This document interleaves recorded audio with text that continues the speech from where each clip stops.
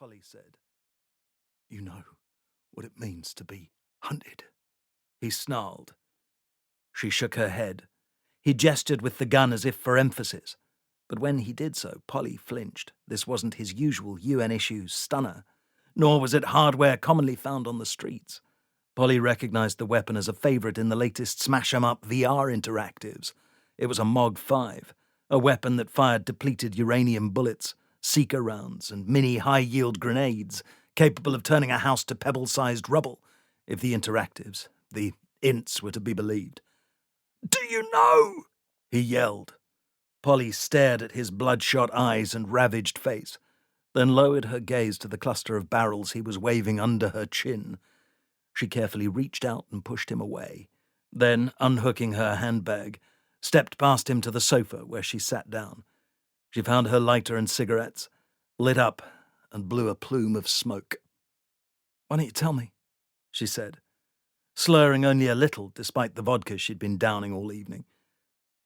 He gestured with the miniature Gatling barrels towards the window, streaked now with neon-lit rain, the colours changing every second as the bar sign across the street went through its sequence. Walking over to the pane, he stood silhouetted against it for a moment. "It's all shit," he said. "If it's hunting you, you're nothing. You don't mean anything to the future. You're just a taste, a scrap of protein, and there's nothing you can do, nothing. Christ, we're just fucking morsels to it, and it can have us any time it likes. It's going to have me. It knows it. I know it. Just a game to it." Still by the window, he leant his shoulder against the frame, the gun resting in the crook of his right arm. With his left hand, he reached out and smeared the condensation on the glass. It was hot in her flat. And he sighed, suddenly looking very tired. This had to be about Marge. Because of their trade, she and Polly had received the World Health download for free. Polly had watched it during an evening taken off to allow the prescribed drugs she was taking to clear up her latest recurrence of herpes. Contracted before Marge had finished training her in the hygiene discipline of their trade. The most recent and rugged HIV caused new AIDS, the download had informed her.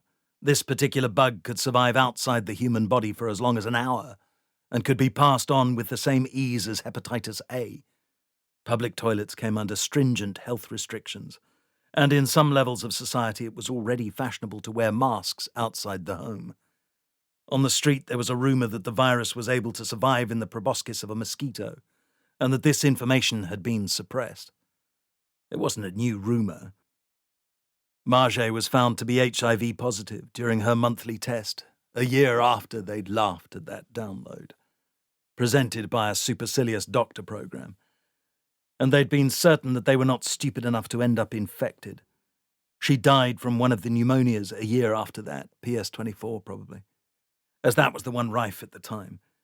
It was Marge, Polly remembered, who had observed, "The man said it's like the wars, you know. We're getting wise enough to number 'em."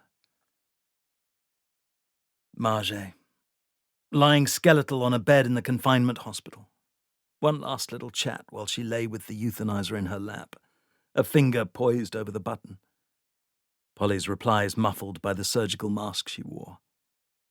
"It ain't easy anymore. It'll kill you. Get out. Get out while you can." Her finger rattled on the button until a little red light came on, and the killing drugs shot through the pipes to her catheter. 10 minutes later she was asleep. 10 minutes after that she was dead. And, Polly realized as she left the hospital, in another half hour Marge would be in the incinerator. Those hospitals had a high turnover, and YouGov efficiency targets to meet.